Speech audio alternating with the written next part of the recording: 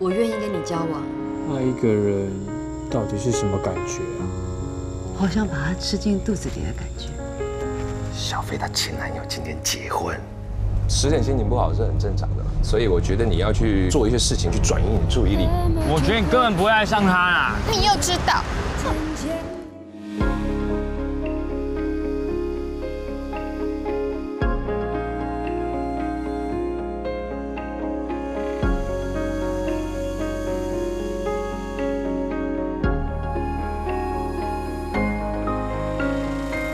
也许是那一个人，也许是那一个吻，生命里陪着我们走完，走完。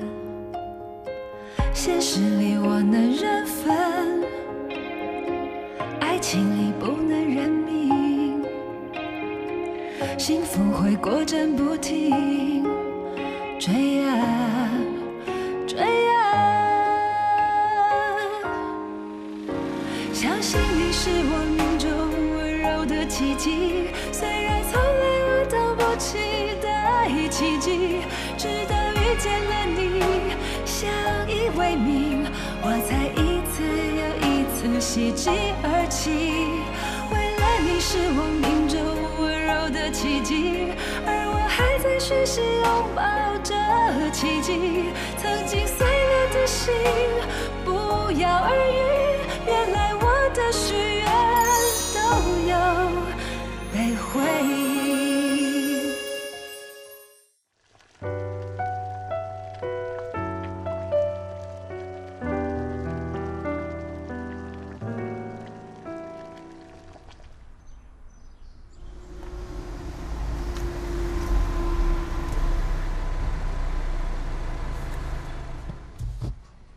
到啦，奇怪，奇什么怪？为什么刚刚跟你聊天还好好的，现在又闷闷的？这就是失恋必经的过程，好2天坏3天，再来就是好1天坏1天，终于有一天你就再也不觉得坏了，慢慢享受吧。啊？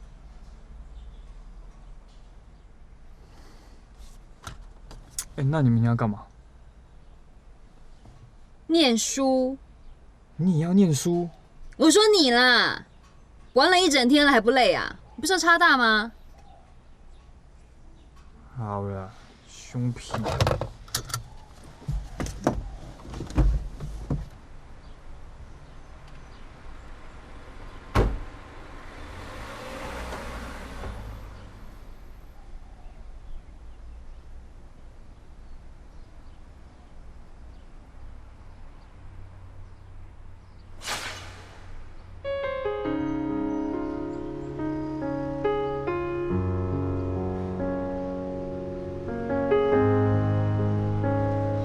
总共285。爆冲什么啊？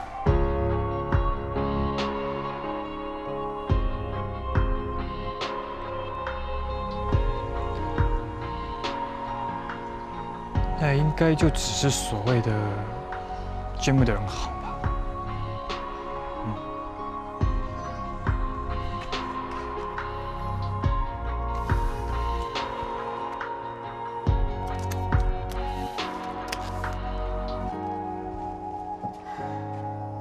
我大，拜拜。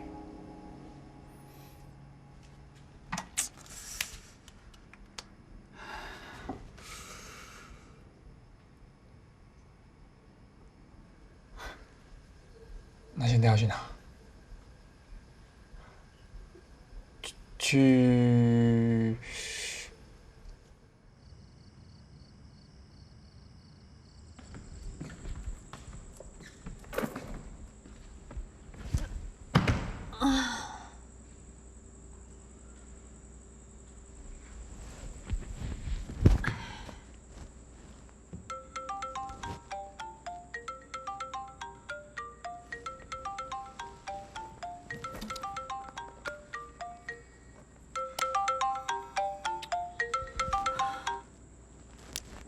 又怎样？你在干嘛？没。那你后来去吃东西吗？哦。你觉得今天那部片会拍续集吗？到底打来有什么事？没事啊。没事的呗。对，有事啊。那就快说。我不知道差哪一大啦，应该是说我不知道自己是不是要继续读美术还是设计，我都不知道。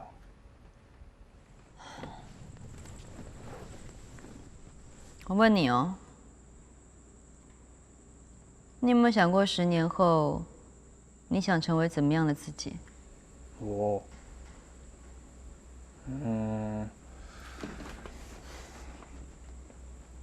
有钱是必须的。工作应该也很有成就，还有女朋友又正又聪明又善良。啊，那时候应该已经是我老婆了。还有就是应该有房子了吧？会不会太早？至少头期款应该已经缴掉了。这就是10年后的你啊。对啊。哎呀，还有啊，我忘了跟你说，就是车子，车子一定要是欧洲车。空洞、贫乏、无聊。哪会？该有的都有那都是盲从的价值观，从头到尾都没有听到你的梦想是什么，你对人生有什么样子的热情？没有梦想和热情就没有追求，没有追求就没有前进的能量，你就只能在原地慢慢的变老，这还不无聊啊？我就没有人告诉我的热情跟梦想是什么。那你最好的朋友的梦想是什么？演戏。你怎么知道的？他跟我说的啊。所以你是没有听你自己说过，还是你自己已经说了你就听不到？啊？我们想要了解朋友，所以我们跟他们聊天；我们想要了解爱人，所以我们跟他们聊天。那为什么我们不跟自己好好的聊一聊呢？搞了半天，我们最不了解人竟然是自己。好像有道理，但又有点深奥。可是我就……你不要跟我说，去跟你自己说。我插播。等一下，喂！已经是男朋友打来，见色忘友。又怎样？明天定妆哈，有点小状况。又怎么了？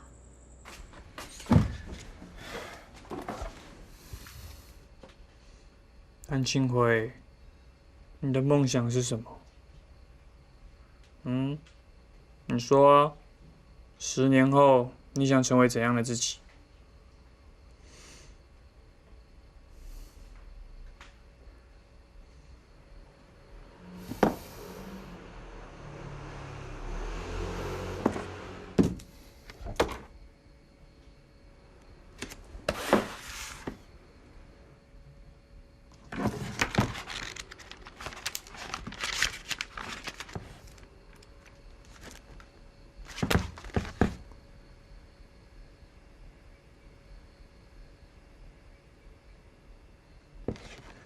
机师，好像不错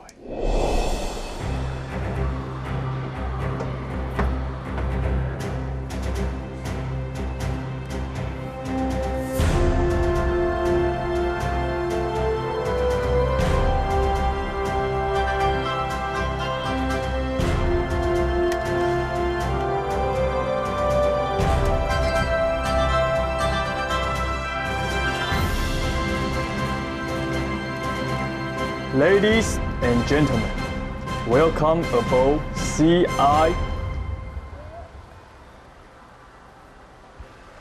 303的英文怎么讲啊？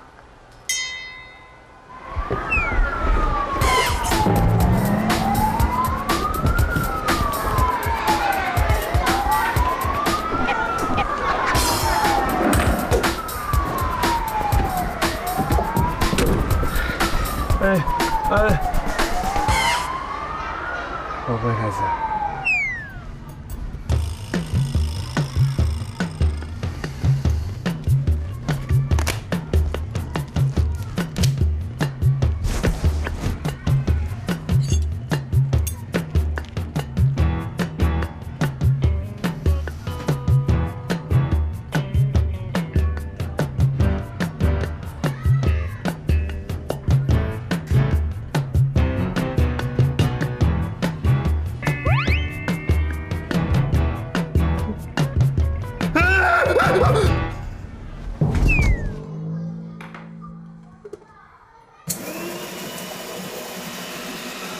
谢光临。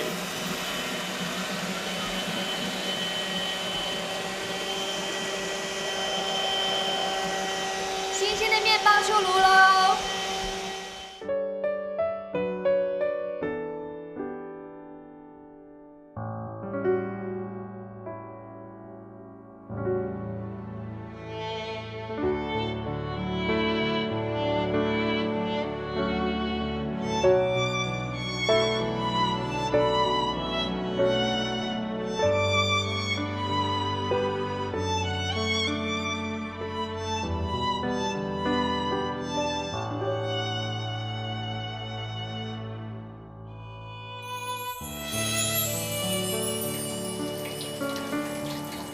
为什么还会出现在我未来里？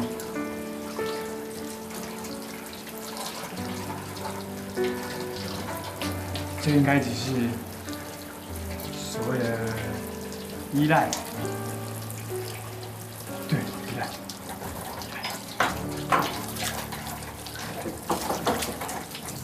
阿金辉啊！喂，我妈，我问你啦，干嘛啦？我有事情问你没？不能等我洗完再问哦。哦，怕我会忘记没？你害羞什么啦？你身体哪一个部位妈妈没有看过？那个张阿姨啊，说她儿子去报名补习班呐，什么3个呢，什么魔鬼班、必胜班，还有一个什么的冲刺班呐，说要去补习才能考上大学，你要不要报一下啊？不然你看成天都在鬼混。我哪有鬼混啊？张阿姨她儿子念的是普通高中，我念的叫五专，而且我们就要闭展了，哪有时间？那你万一考不上怎么办？怎么可能考不上啊？现在大学随便摸都有一节。随便摸嘞，你就不要考上什么烂学校，跑到那什么鸟不生蛋的鬼地方，你再回头说妈妈没有栽培你，要不要爸我自己想一下啦？哎妈，干嘛啦？还是你栽培我开一间咖啡店怎么样？啊？就把你辛苦赚的补习班的钱、念大学的钱，还有什么住宿、交通费啊，你都拿来赞助我开间咖啡厅，这样别人花钱读书的时候，我也在帮你赚钱。哦，我问你哦，你什么时候煮过咖啡给我喝啊？没有啊。啊，在你20岁的生命里面，你有曾经倒过水给我喝吗？没有吗？你连伺候你妈妈都不会了，你还要伺候一整间店的客人？那不一样。哪有不一样？听你在把布啦！啊，你以为开一间店这么容易啊？很简单呐！哈，当老板很好命是不是？你要是遇到那种难搞的、不付钱的客人，我看你怎么办？啊，设备不用钱啊，哈，店租不用钱哦。你要是遇到那种房东哦，狮子大开口，1年给你涨1次价，你不哭死啊？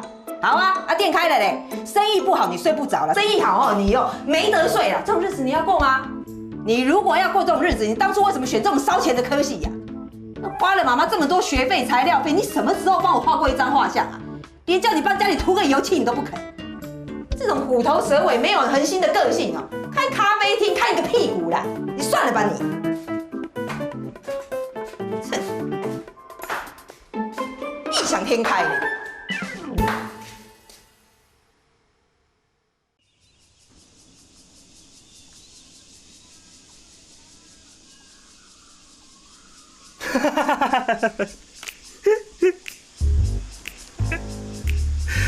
白痴啊！你今天的进度不是设计概论吗？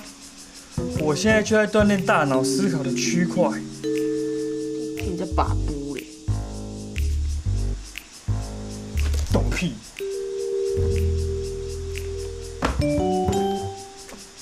剪你的头了，管你多。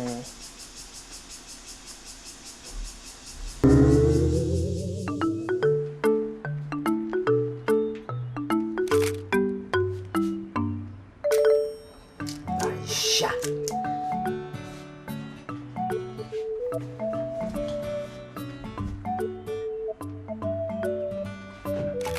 来下。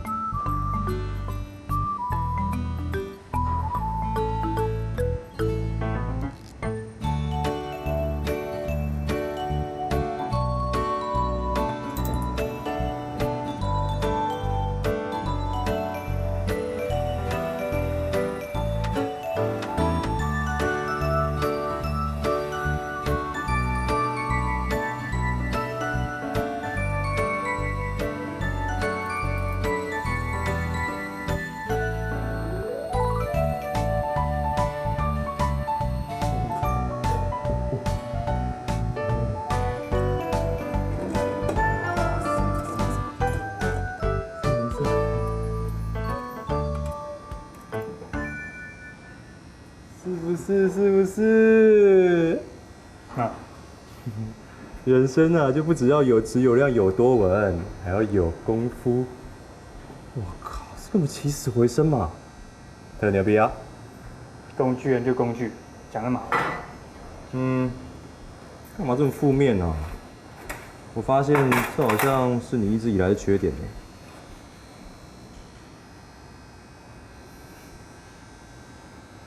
那优点呢？啊？你觉得我优点是什么？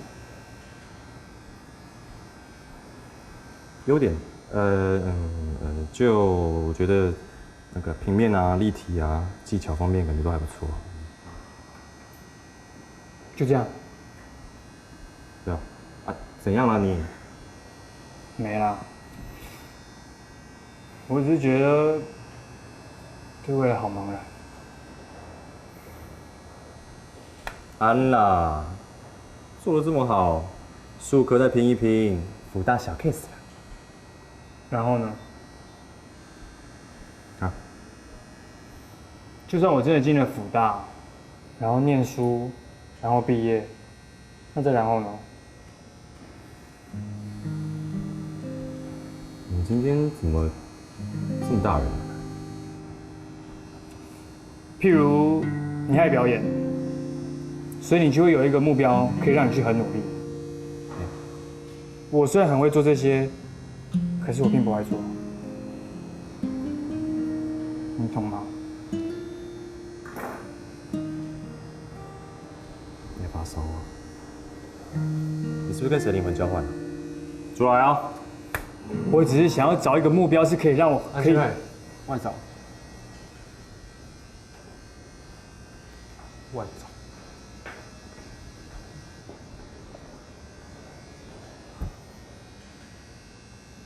洗发精呢？你来。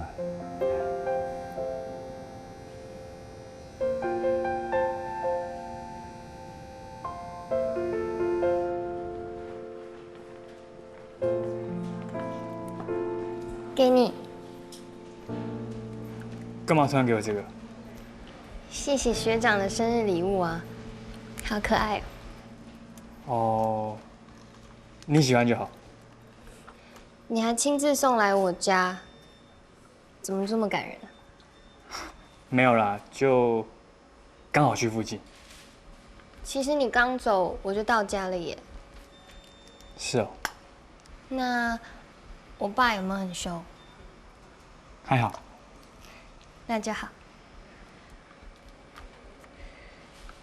其实我还有另外一件事情要谢谢学长。作业你已经写过啦。不是作业啦，就是学长的礼物，让我决定了一件事情。是哦。我决定要把握青春，不要再害怕了。所以我就答应张伟杰的告白。啊？谢谢学长给的勇气。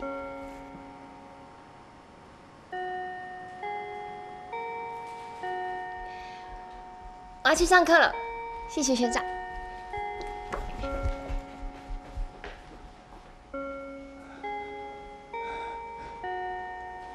我到底做了什么？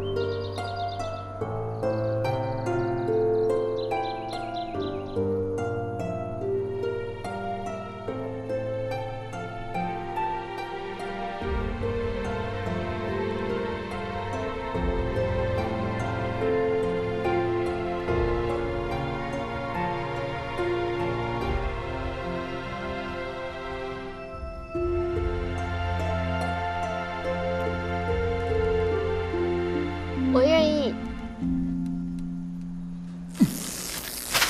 怎么会是这种结局？我每天为他提心吊胆，为他眼泪鼻涕，毕仔也不想去，补习班也不去，然后就这样不清不楚的跟我说这是 the end， 这样你吞得下去？撑不下去了，你怎么办？叫编剧出来面对啊！我付出了3个月的感情跟时间，我当然有权利知道为什么吧。就算要让男主角死，也要让我心服口服，死人瞑目啊！不然我这3个月的真情守候是在干嘛？白痴也没那么好胡乱吧？不行，我不甘心，我一定要知道为什么。观众有权利知道为什么男主角去救一个陌生人吧？这里为什么不使用他天罗地网功？至少关键时刻也要打开隐形防护罩啊！到底在演什么啊？烂死了！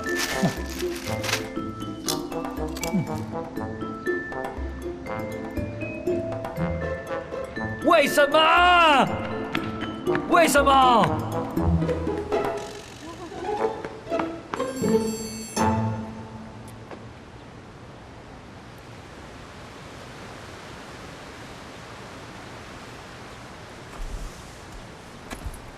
哎，张伟杰，你不是说想要吃鸡排？啊，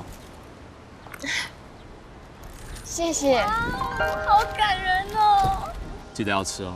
我先走了。哇塞，好好哦！竟然特地跑去买耶！你们不要这样啊！你们一起吃嘛。才不要嘞！人家特地买给你的，等一下我们吃了拉肚子。不会拉肚子啊。就算我不是男主角，也不可以死不瞑目。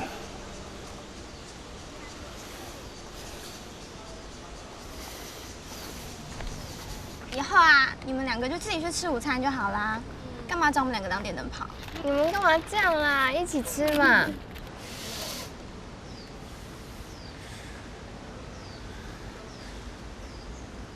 学长，我要知道为什么。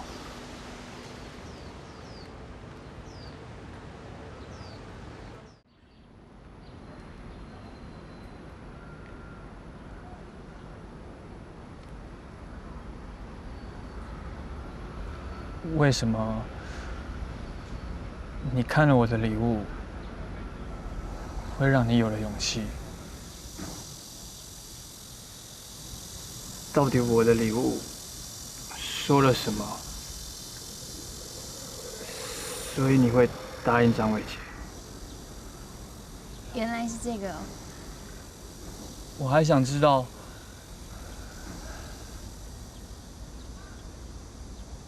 你是不是只是把我当工具人？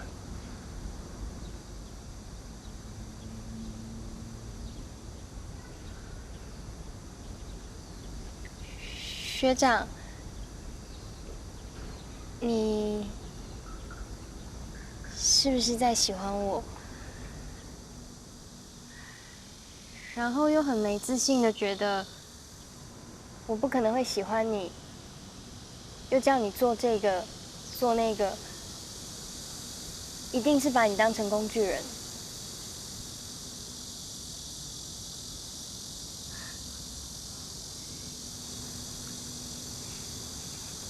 原来我在学长心里是这样的女生啊！不是啦，我只是想要知道。没关系，我也一样，常常会觉得很没自信。看到网络上那么多人骂我，我当然也会担心。要是我真的跟他们的男神学长在一起，会不会连学校都不敢来了？可是，我看到我在最崇拜的学长的设计里，像鸟一样自由，像幸运草一样被人期待，我突然就放心了。就算全校的人都讨厌我，学长，你还是会站在我这边的，对吧？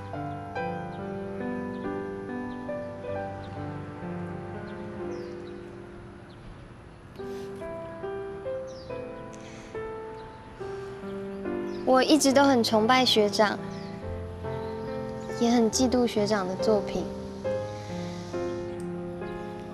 希望自己有一天也能够做出那样的作品。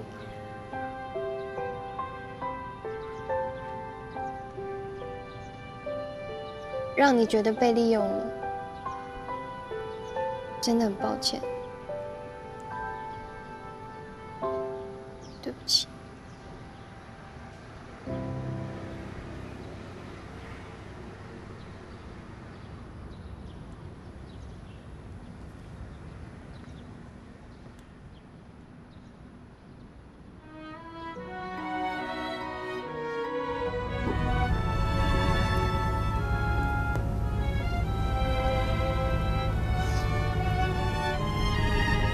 我一直都很崇拜学长，也很嫉妒学长的作品，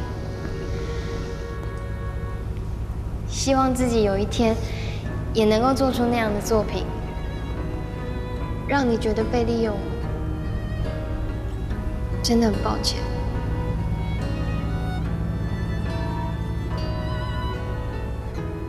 还有一件事情，我可以跟学长说吗？下次如果学长喜欢一个人，一定要让他知道，那结果也许就不一样了。不需要知道我的真心，也不需要知道我会一直想着你，带着我的祝福前进，擦干每个泪滴，这样我曾经的存在才有了意义。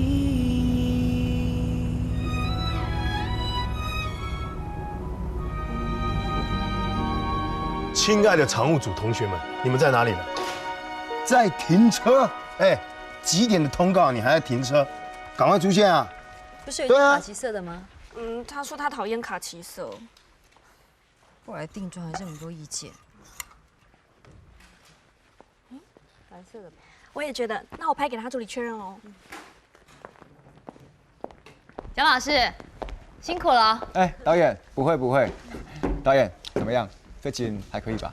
开玩笑哎，蒋老师出马哪有什么不行的？谢谢导演。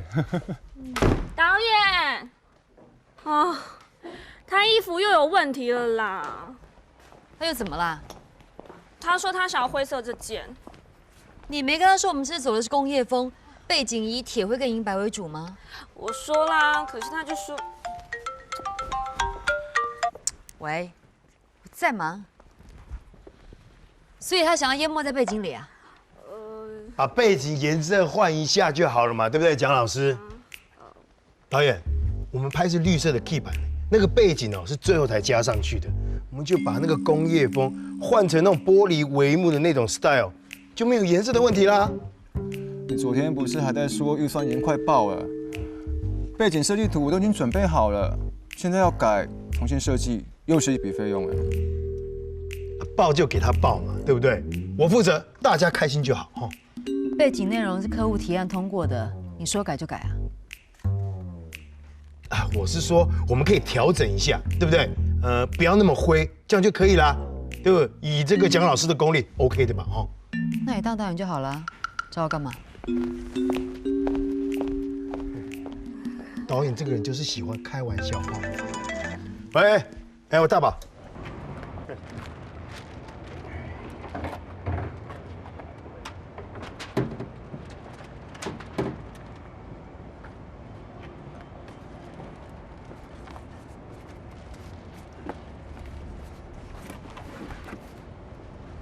哎，罗叔。哎，罗大好。小飞。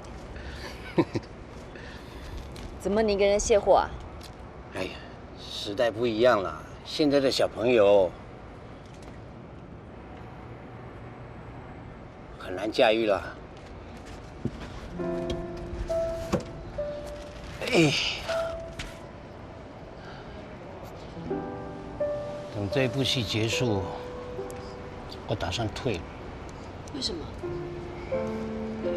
不习惯。都做了40年了还不习惯啊？以前导演说背景有手纹，10几只手马上冲过去擦。现在你喊看看，你看我，我望你，过5分钟之后看有没有人理你。为了要把东西拍好，大家同心协力，上山下海，1分当10分的那种拼劲，大概快消失了。记得那个黑胖吗？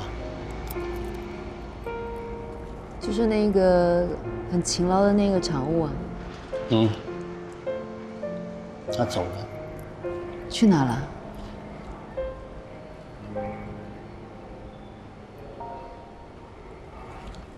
他应该30不到吧？为了节省预算，连续拍了30几个小时，收工的回程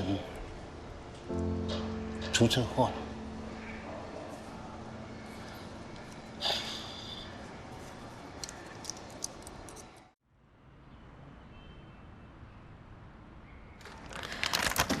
最上面这3包是姐夫跟皮蛋研发的小黄瓜新口味，你记得要先吃啊。我跟你说，那皮蛋还真不错，外表小流氓，其实心很软。每次他一听到有什么农产品滞销啊，或是过剩，他就忙着研发新口味哦。像上次他就弄了一堆那个茄子口味，难吃死了。可是有这份心很难得，对不对？有几个口味还真不错，像小黄瓜，他就卖得很好。看他这么努力啊，我就帮他加了薪。小赖的眼光挺不错的哈。什么？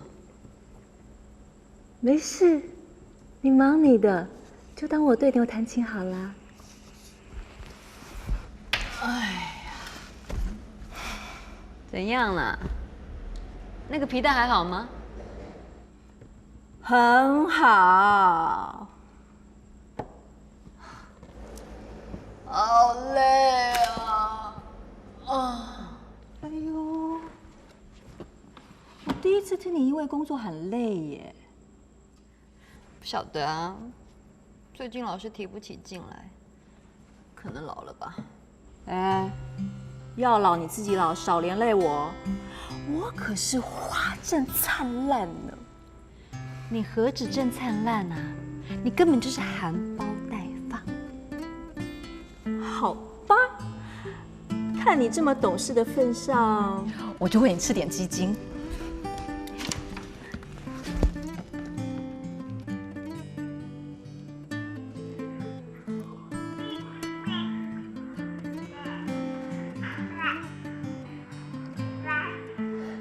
哎，圈圈会叫妈妈啦？不是啦，那只是无意识的发音而已。你怎么知道是无意识的？尝试啊！人家说我7、8个月会爬，90个月呢会扶着东西站起来，2、3岁的时候是最可爱的。啊，我好希望一眨眼就可以到那个时候，这样我就不用半夜起来泡奶了。哎，你怎么这样啊？为了不要半夜起来泡奶，就要他快点长大。小孩子唯一的任务不就是长大吗？我希望他可以快乐久一点，我希望他可以慢一点长大。什么是让你不快乐啦？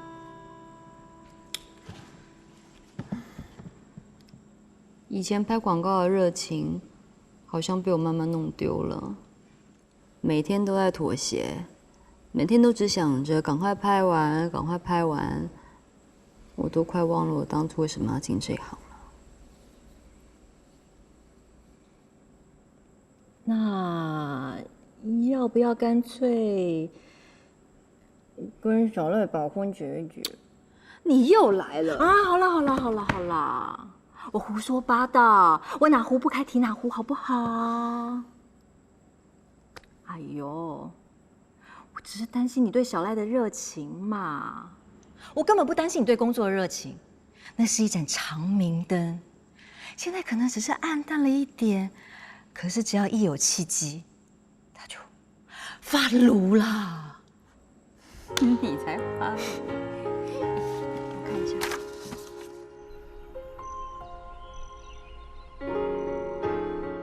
好，那我们自己来试一次哦。轨道好了吗？轨道好了。好，试一下速度。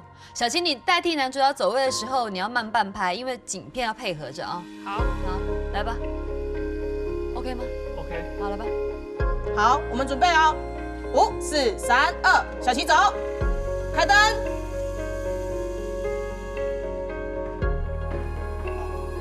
走到定位，景片走。也许是那一个人，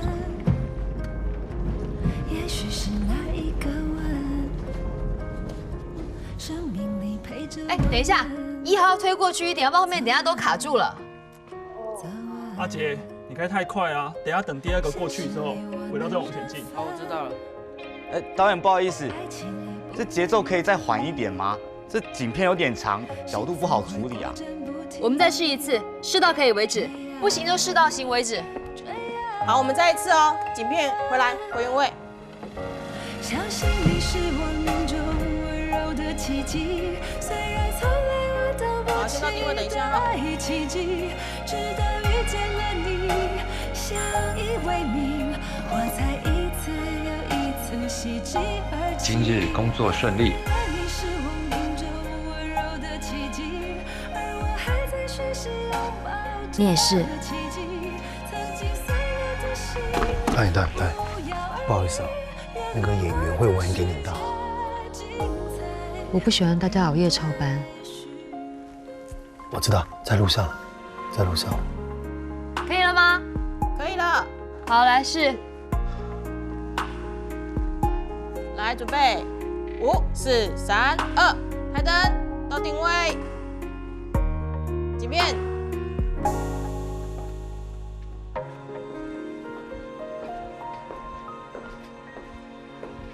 所以我们这次拍摄的方式呢，用一镜到底的方式来呈现。你不要看我们导演柔弱美女一个，现场的控制、调度、戏剧的张力，通通都是她的强项。很快就开机了。刚才早餐有没有吃饱？不够，我们还有还是喝点咖啡。来，喝咖啡提提神。你知道广告就是这样，一拍10几个小时。来，到时候整个呈现出来不是拍那个广告片呢，就像好莱坞大片、电影、动画，有没有？很棒。少坐一会，很快开机了。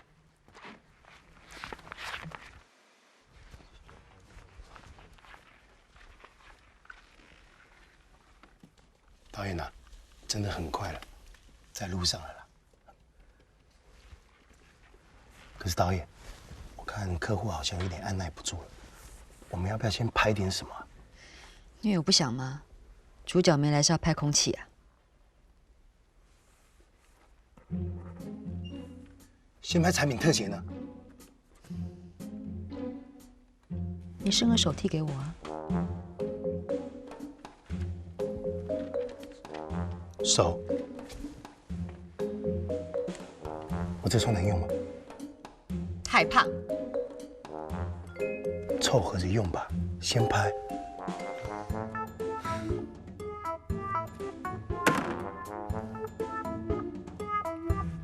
谢谢你。来，我们先拍产品特写动起来，动起来，开工了，开工了，开工了，开工了，开工了，来。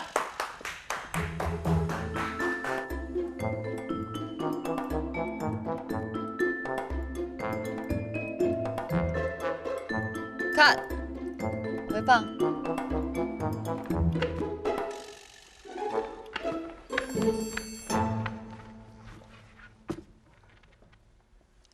OK 了。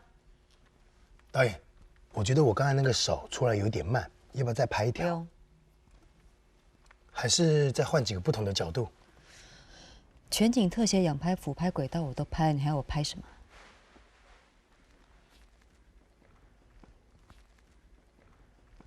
哎，来，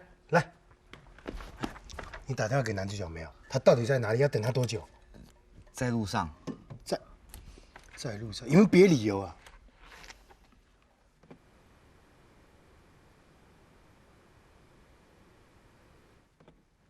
便当呢？来了没？来了。来了，先放饭吧。来，大家放饭，快去招呼客户吃饭。先吃饭。放饭了。饭。导演你想吃什么？导演你要吃什么啊？鸡腿饭、排骨饭，还是牛肉面？导演，男主角很 OK， 待会会很快啦。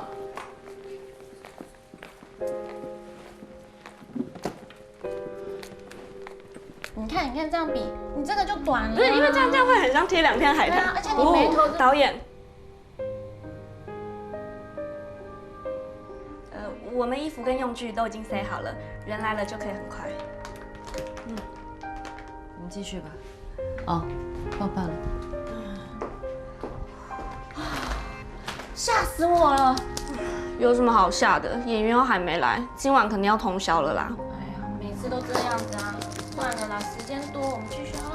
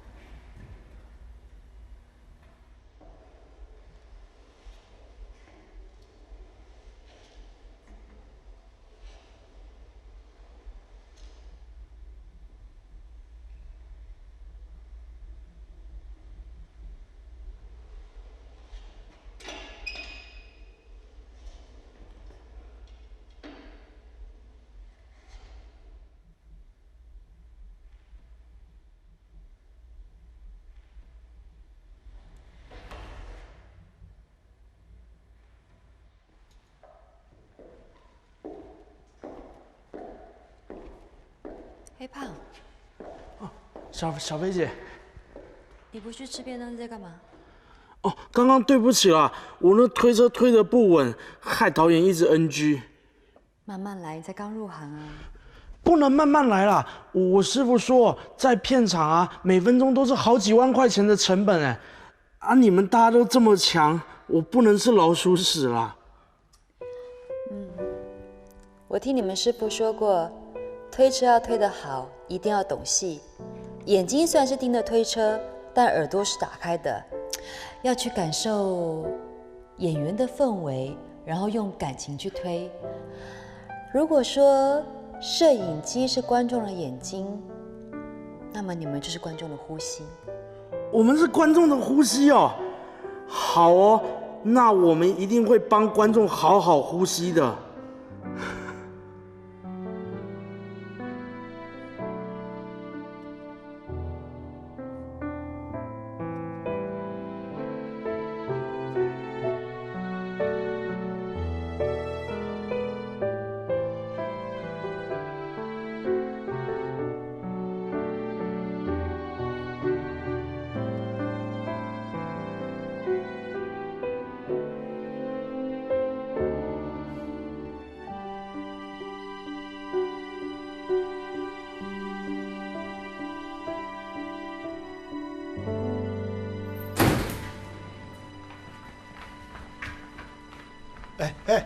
男主角嘞，不是说到了？停车，停着，去请书画组史登拜。哦。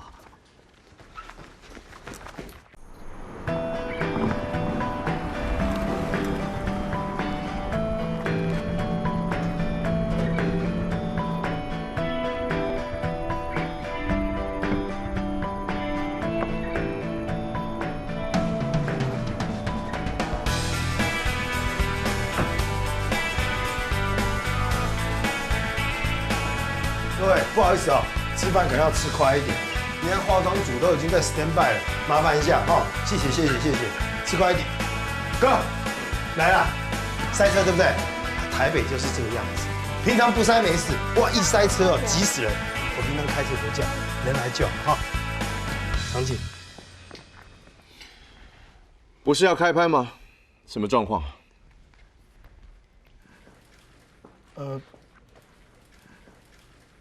现在收工。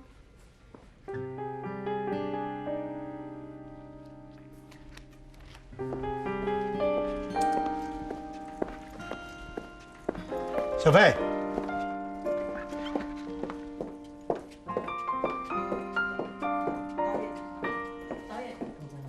他是谁？导演，去帮哥拿个便当，看哥要吃什么。哥，不好意思，你休息一下。小飞啊，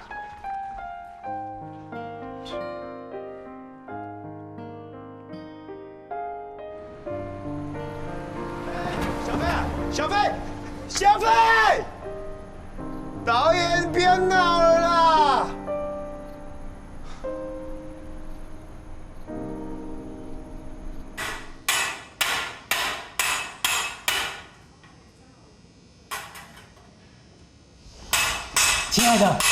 亲爱的，女片借一下，自己拿。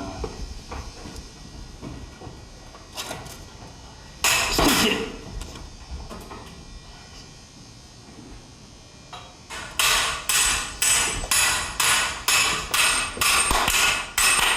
宝贝啊，汉药，你们盗睡全家啊！借我一下啦，拜托啦。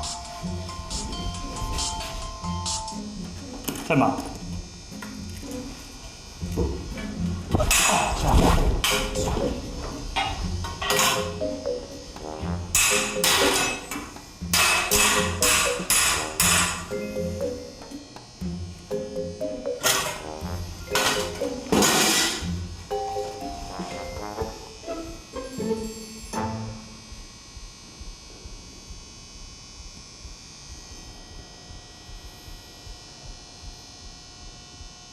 干嘛？不是在忙吗？也没有很忙。那你去忙吧。没有忙嘛。陪我大吃一顿。啊？现在？没空就算了。哎呦，够！嗯。跳卡。不然呗。对不起哦，一生气就忘记你在上课了。没差啊，反正今天都在忙壁纸，自己回家做还比较快。不然同学要我帮这个要帮那个，自己都做不完。好吧。你点那么多菜干嘛？生气啊。生谁的气？我也搞不清楚，是气自己变了呢，还是气自己没变？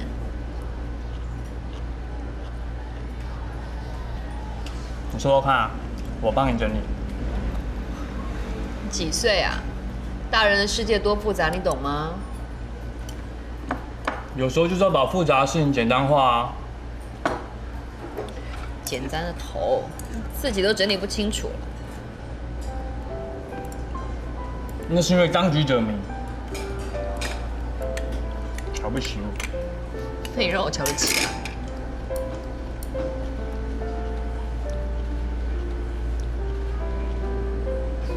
你呢？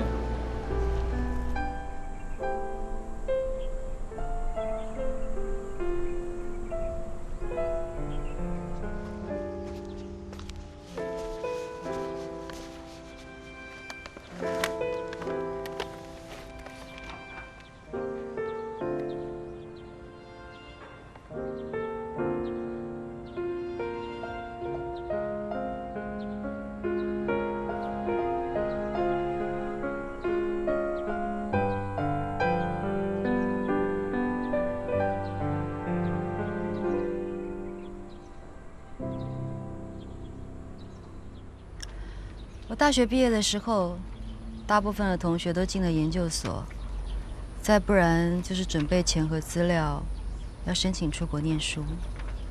那你嘞？卖手摇饮料啊。这么酷？酷屁！我实在是不知道自己要做什么。那后来你怎么会卖饮料卖到变导演？多亏了一个贵人。谁？一个制片。他带你入行拍片。他来跟我订了40杯饮料，还叫我在40分钟之内要把饮料送到拍摄现场。我们赶啊赶的，终于在25分钟内把饮料做出来。我还骑摩托车送过去。没想到，因为把一个导演的饮料做错了，我被骂得狗血淋头。他还把饮料都砸在我身上。这哪叫贵人啊？这叫小人吧？有时候贵人跟小人的分别，其实也不太大。不太大。总之，当天我就跟饮料店辞职，然后我做了一个决定，我要去拍片。我要去看看他们那个自以为了不起、无限伟大的世界，到底有多伟大。那结果嘞？我被感动啦！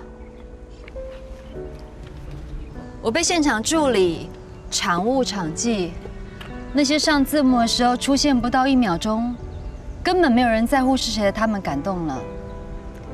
他们的酬劳跟汗水不成比例，总是最早出工、最晚收工，各种编剧、导演想象到的不可思议，他们总是克服困难的去完成它。你问他们这么苦，为什么还要干下去？其实他们也说不出个所以然来，可能只是爱看电影、爱看电视，所以甘愿在这个默默无名的世界里面牺牲奉献。我终于懂了，他们的爱才是最纯粹的真爱。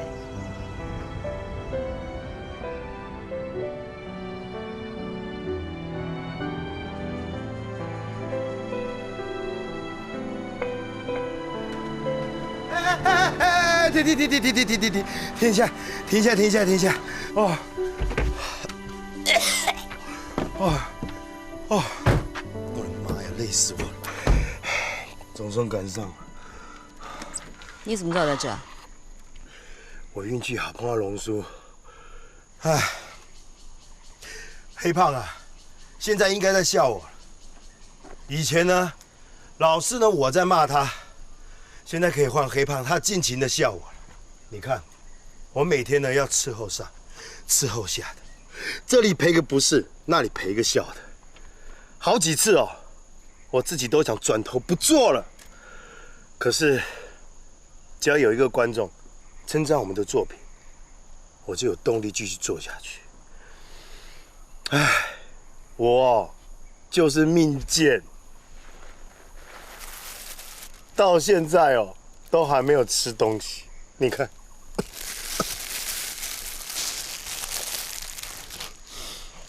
啊，好不容易，不然那怎么？想着想着就放弃，做着做着就成功了。哼！少在那边给我打悲情牌，定金明天就还你。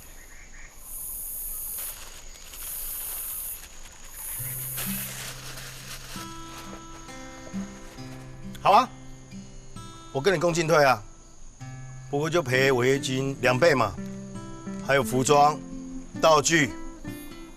我把我房子卖了，这样子扣一扣，好像还不够哎。戏里男主角太过分好吗？怎样？谢磊你都是非不分啊？就算他不尊重整个 team， 尊重自己演员这个身份，有没有一点职业道德啊？ 我知道，我也很想骂他，可是你想想看，他为了完成你理想的布景，我们砍了他价钱的1/3耶。那你要怎么做？我晓得，你是因为挺工作人员才开这一枪的，我们心里都明白。所以我把机器跟工作人员都 hold 住了。明天哦，船过水无痕。 广告我们一样继续拍，预算报就给他报嘛。我大宝付出业界的第一个广告作品，一定要最屌最棒的，好不好？明天呢，不管刮风下雨打雷，我们照拍，好不好？干嘛说都是我的问题？就算你的客户不翻脸，我就不相信男主角没有落下一句永不合作这种话。他没有那么难沟通的。 搬个台阶给他下就好了嘛，比如说，道歉。道歉？对啊。办不到。好了好了，不然这样子好了，我道歉，你站在旁边就好了啦。放手。求求你。放手了。拜托了。没做错事的人为什么要道歉？要道歉的应该是做错事的人吧？小弟弟，你讲的很有道理，但这就是大人的世界了。 啊，拜托拜托！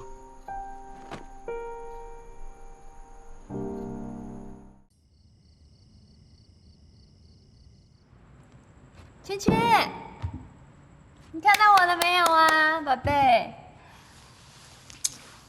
他该去洗澡了，再5分钟了。这句话你半小时前就说过了。来说拜拜，我们去洗澡了，拜拜。芊芊。 晚安，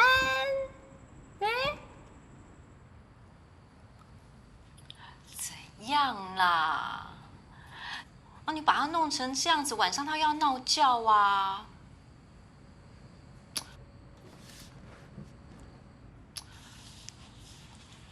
怎么样啊？还没找到你的初衷啊？哼，不就那半杯珍珠奶茶吗？ 那只是故事的 open， 不是精髓。哎，我帮你找到了哟。哒啦！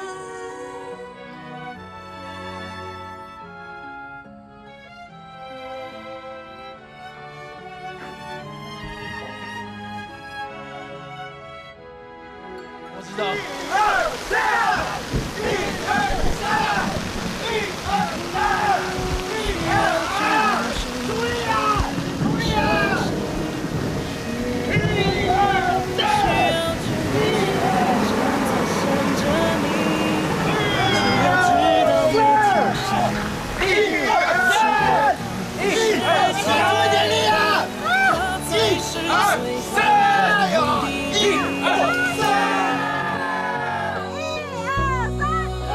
人生也难免陷入泥泞，永远要记得，你现在的热血。不需要知道，我会一直想着你，带着我的祝福前进，擦干每个泪滴，这样我曾经的存在才有了意义。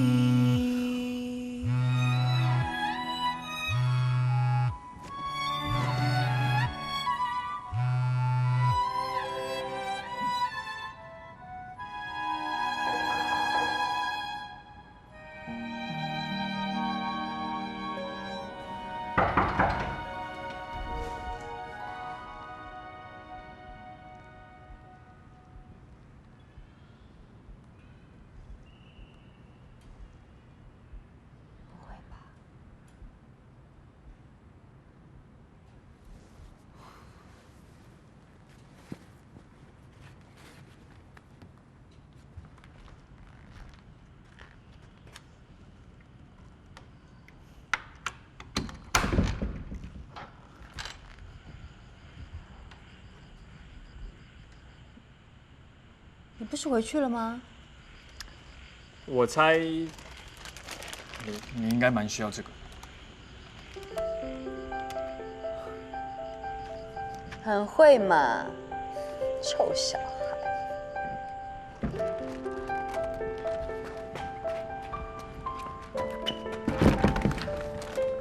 黑胖爷一看来不及了，整个人冲过去当人肉垫子，1秒不差，演员就摔他身上。哦，好险哦！对呀，还有一个叫莫哥的，是演员替身。那时候我被骂超惨的，就他跑过来逗我。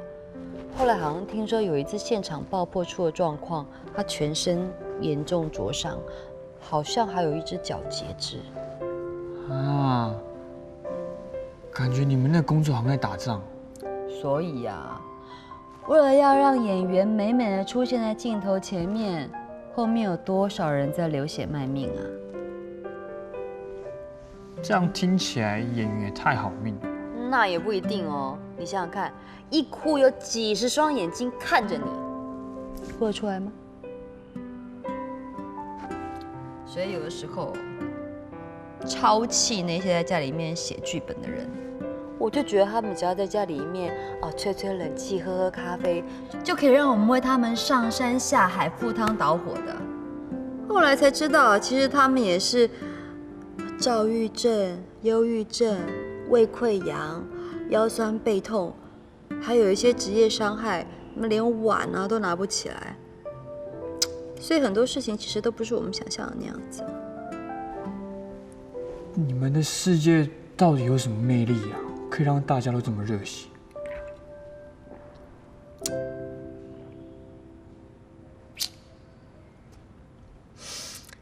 就是有一种说不出的吸引力，除非你亲身经历。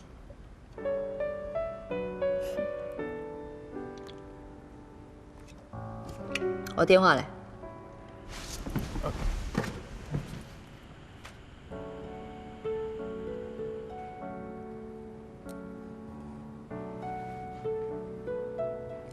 大宝，我问你，阿成为什么会去帮他爸做养殖？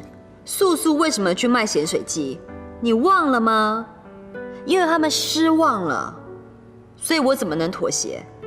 我怎么可以对那些让他们失望、伤心的事情去道歉呢？我告诉你，老娘绝不道歉，绝对不！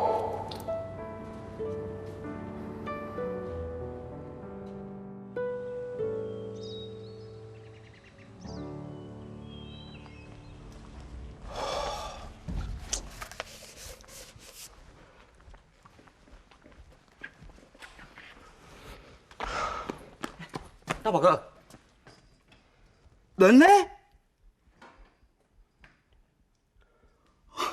你不是说一大早要去导演家把他给押过来的吗？我是说给客户听的，我根本就不知道他家在哪里。哎呦，那现在怎么办啦？昨天男主角不是有说他只接受导演道歉，不接受换导演？哦，要是导演今天不出现的话，那他不就……我知道，我又没得失智症。刚刚经纪公司打电话来呛说，今天男主角出现就不代表违约。今天如果不杀，他们演出费要照领。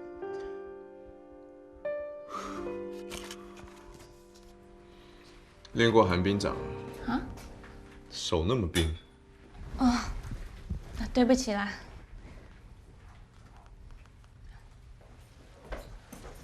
老大，有三明治、烧饼夹蛋跟饭团。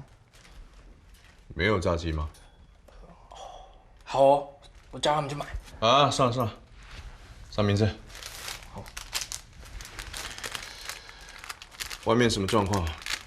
外面哦，有热闹哦。啊，对不起对不起。没关系，随便画画。今天我保证不会拍。哼。您拨的电话无人接听，请稍后再拨。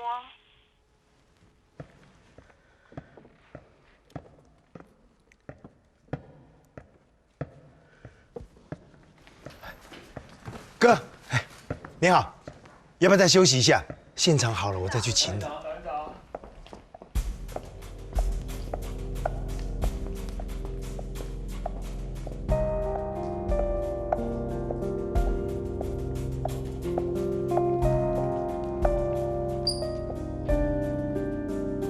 我道歉。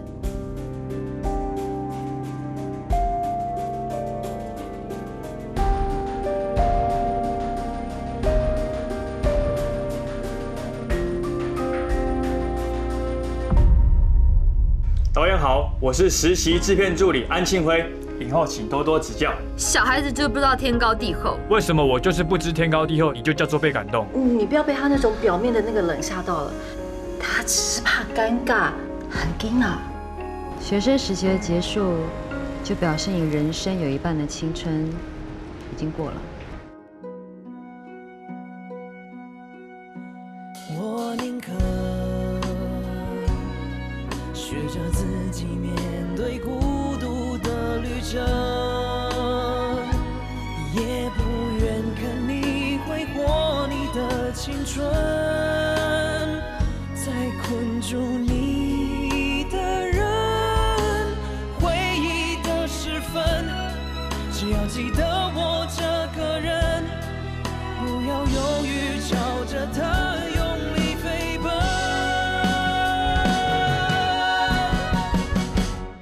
不要回头，不要回头，不要停留，不要停留。